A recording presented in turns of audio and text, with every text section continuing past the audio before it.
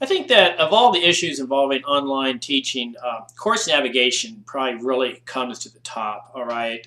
I know for a fact it's something I've struggled with. I think I may have mentioned earlier that I believe I taught my first online course in 2002, probably. And things have really changed since then. Blackboard has changed a lot. The availability of Blackboard, of course, has changed. IPFW has come a long ways in delivering courses online, particularly with the help of CELT. There's been a lot of thought given to course navigation, and I still don't think there's one way to do it yet. All right. Um, I've always been taught, always understood. I'm a photojournalist by training, lifelong training, photography, and less is more in a lot of things. The same way in composition theory, less is often more. Don't overwrite, don't underwrite. You still have to provide plenty of detail, that kind of thing. But you don't need to just go on and on and on or repeat yourself, that kind of stuff. And the same way I think with good design and good course navigation, less is more. One of the things that I learned from Dr. Druin as my mentor a year ago was that many of my courses had way too many links, way too many places to go to. And I think that's where you start to lose a student when they go off in different directions, particularly unintended directions. And that's sort of one of the natures of the internet. You can go so many different places almost at one time. And even Blackboard, as much as it tries to push you kind of down a natural type of a funnel, students always find different ways to do things than what you expect, okay? So my philosophy has gone towards simplification. I've simplified the number of links in the course, the number of places the student has to click, and I've spent a lot of time simplifying the homepage over the years, the course entry point.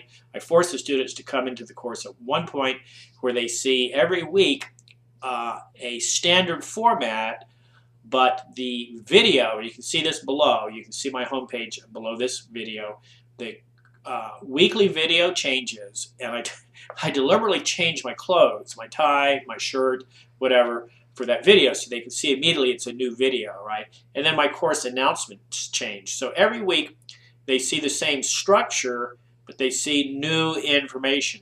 And one of the things I do with the course overview video is I talk about the navigation for the week. I talk about where they have to go, what they have to look for.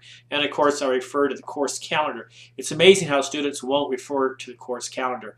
And I'll do this in the announcements. I'll make an announcement, say, hey, don't forget this, this, and this, and this are due. I often put like the weekly to-do list there to help them navigate. I go through like 4 items, you know, do this first, do this second, do this third, do this fourth. I try to be very directive. At the same time, on the left-hand side, that nice little menu there, I keep that very simple. You notice I have a Start Here folder. That's just critical. Students always need to know, where do you start? All right, and so that Start Here folder, that's where they go first, right? And then after that, with my weekly videos, I say, now you go to the assignment folder and start working there, or you go to the discussions, that kind of thing. But course navigation is tricky. One of the things I've also learned over the years is to use adaptive release. You can release units in this fashion. I like to use adaptive release to make sure students go to certain places. For example, you know, you can tell a student all you want to read the syllabus, right? You can tell them all you want to take the syllabus quiz, right?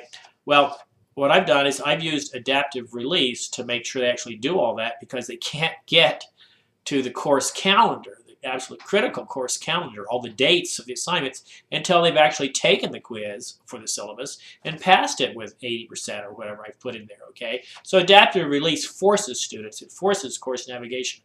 I also use it in my online research paper class. I have a really critical lecture, as I have said elsewhere here. I don't spend a lot of time lecturing, but I have a very critical lecture on focus. How do you get students to watch these lectures? Okay, how do you force them through navigation to actually watch a lecture? Well, okay, in this case, they have to take a quiz on the lecture, right? And sure, you know, you can say quizzes, whatever. You know, they don't add up to a lot of grade. I've seen students blow off quizzes. You know, it's only 1% total of my grade or something like that, you know, or 5%, whatever. It's usually less, a quiz. Say, well, until they take this quiz and pass it with a certain number, they can't get to the readings for that unit. And they know they have to have the readings, all right, because the readings are, I have another assignment linked to the readings. So adaptive release can force students to follow navigation in a certain sequence. I think that's pretty much what I wanted to say about navigation. I wanted to assure you, though, I feel like I still struggle with it. The good news is my course evaluations are showing that students feel the course is organized. So I'm assuming that if they feel that the course is organized, there's no specific question on course navigation. But if they say that it's organized, and the vast majority of them say that it's well organized, and more so than the mean for my department say it's well organized, that tells me that I'm on to organization, okay, to course navigation. I intend to keep my eye on that number and make sure that indeed organization and navigation stay clear.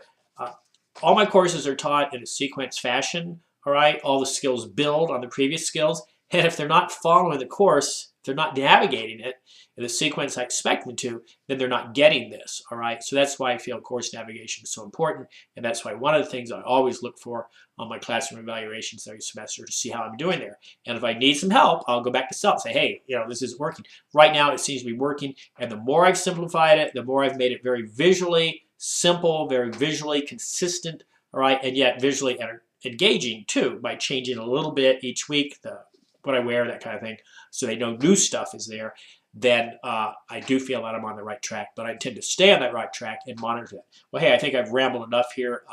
Please take a look at the quote artifacts I have here. I have a screen capture of my homepage for one of my classes. All classes that I teach look exactly the same, okay? I have a screen capture from one of my class evaluations from just last semester here, and then I also have an example of adaptive release. Thank you.